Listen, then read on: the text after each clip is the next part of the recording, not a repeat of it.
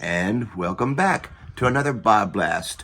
Hi, I'm Bob Burridge, and I'm right in the middle of teaching a workshop this weekend, so you get to see one of my favorite Best of BobBlast. Yay! And this one is all about drawing, and specifically gestural drawings. You know, where the pen doesn't leave the paper. I talk about drawing everything, everyday common objects. Just so great to draw and keep your arm exercised, and you can do this. I mean, it's all about drawing, and it's kind of fun to draw without lifting the pen or the pencil to see how far you can go and all of the good stuff here. But anyway, this is one of my best ones that I happen to like about drawing, and I hope you get something out of it, and I'll see. And welcome back to another BobBlast. Hi, I'm Bob Burridge, and this one is all about drawing, sketching, everyday common objects. And why is that important? You know, it's so funny. I hear a lot of my students say, well, I can't draw a stick figure. And I say, well, heck, I can't either. And I don't want to. But drawing is one of the first single most foundation things you should do, I believe, before you begin a painting. And that's why they teach drawing in the freshman year in art schools. One of the ones that got me so excited about drawing again is one of my favorite painters, Richard Diebenkorn. I went back and got one of his books and opened it up again. And notice I love his paintings, right? We all love his paintings. And then I remembered he drew a lot with pen and ink. I mean, it's pretty strong stuff of everyday common objects. His eyeglasses, his cigarette butts, his glasses, anything that was on the table, common objects. And that really taught me quickly, I've got to learn to get back into drawing because you study nothing but darks and lights and all those wonderful things. Well, I happen to like to draw anyway. And I do know I have more confidence in my paintings because I like to draw back into my paintings. Everyday common objects, from these bottles that we see every day, coffee cups is what really got me started, my dad's pair of pliers, even sunglasses, forks, anything, toothbrushes, combs, anything. And all of a sudden you'll be building up this incredible bunch of drawings in your sketchbook.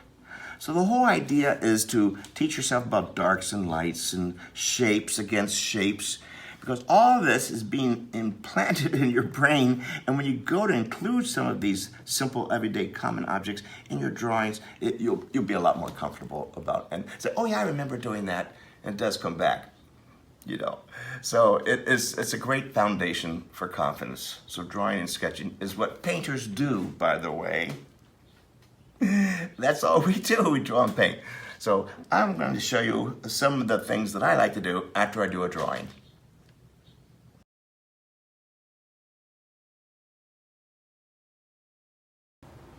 And this is the stuff that I draw with. Paper, and I like Kilimanjaro watercolor paper. I just do. It's just great stuff. And it works for me. Okay, other ones, Bristol, Strathmore Bristol. This fantastic hard surface and beautiful. And of course the tone gray from Strathmore. I love to draw on top of that because all I need is charcoal and white charcoal, right? It's beautiful. That's what the materials that I use, all right? After I do my sketching, and when I do my sketching with, believe it or not, are the Faber-Castell Artist Pitt pens. They're permanent, archival quality. They come in 3 different point sizes. They come in different colors also. So I like those sketch pens. I also love anything made by the Derwent drawing pencils. They're all messed up because I get a lot of paint on them. Believe it or not, I use a Sharpie too. All right, nothing archival quality about that, but it sure is fun to have all those different point sizes. And I also have one more thing I need to show you, is these sharp knives. When I went to art school, they taught us how to sharpen pencils. Oh yeah, and this is one of the premeditative procedures you do before you do a drawing. It helps you to think about getting your act together, breathing, all that good stuff. So this is how I learned how to sharpen pencils when I was in art school, not the pencil sharpeners. And it gives you a sense of connection, I guess. So after I do the drawing, then I start coming in with some of the Derwent colored pencils and then hit it with water. And that's just really simple, quick painting technique. This is the one I did in Puerto Vallarta, that wonderful garden up there. And I love going there, just drawing simple things, just a vase, a flower, palm fonts or something like that. And you get to play with all the colors and the lights and the designs and look at all the drawing and sketching still back into the painting. I happen to like to draw. I think it adds a little character to your finished piece. So let me get started, and I'm going to do one from beginning to end.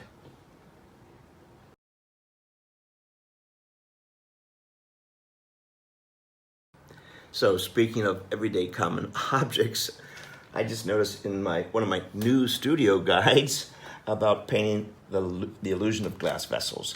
And so I'm going to redo this one again. But obviously, I draw this vessel a lot, or any glass vessels, anything to help me with my floral paintings. And I do it over and over and over and over and over. And then I move right into my paintings with a whole lot more confidence. So that's what I'm going to do right now. I'm going to show you how we'll do a simple drawing of a glass. And of course, it all comes down to lots of ovals. It's the same oval. Same oval. And even the bottom is the same oval. It's not flat. So there you go. That's the first part. There's your glass. And we'll put some liquid in there, some water. There you go. And you can keep going back over and over and over. In other words, put some passion into your drawing. And drawing is not about being perfect. Oh my gosh, no. It helps me to see where the darks are in the lights and to show the character. And there's shadow coming out here. Remember the hot spot coming on in here? There we go. And a nice big wide open. And that's as far as I'm going to go for this one. All right, that's the drawing. By the way, notice when I hold a pencil, you hold it in the back. Don't hold it up in here. You'll squeeze the bejeebies out of it. You start. You want your hand to be flying all over the place. Now we have it. I'm going to have it sitting on a table, of course.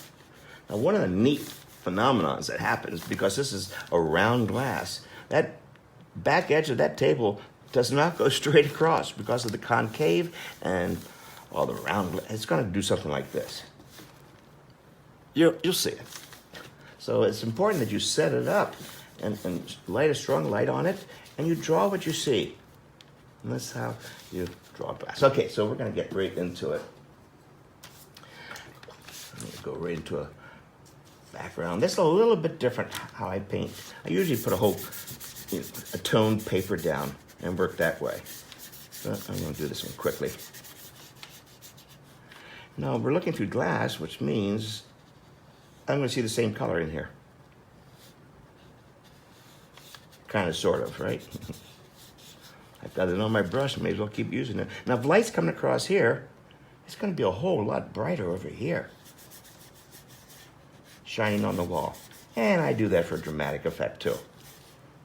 Imagine your surprise. All right, there we go.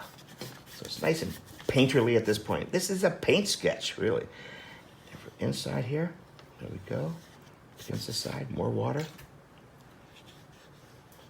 This is really paint sketching. Now I'll come back into this with thicker paint on the next roundabout, so to speak. So here we go. Put some. We're looking in here. There we go. We're still looking through glass. Now this is, I'm just going to say this is water at this point. So the water is actually simply going to reflect the light source. So I'll do this. Now we're still going to see color coming through the glass, but let's make the tabletop this pinkish color, just for the dramatic effect of it. Okay, so here's the tablecloth. But remember, we're looking at the tablecloth through the glass too. And it does this. This is really about painting the illusion of glass. And I'm doing it rather quickly, and as a sketch too. I'm going to soften the edge back here so the eye comes up to the glass, the part that's in focus. And I'm going to soften the back edge here so it disappears. Makes the glass more in focus. Now, there's an interesting thing about glass. It's always thicker on the bottom. Glass is thicker, so I'm going to make it thicker.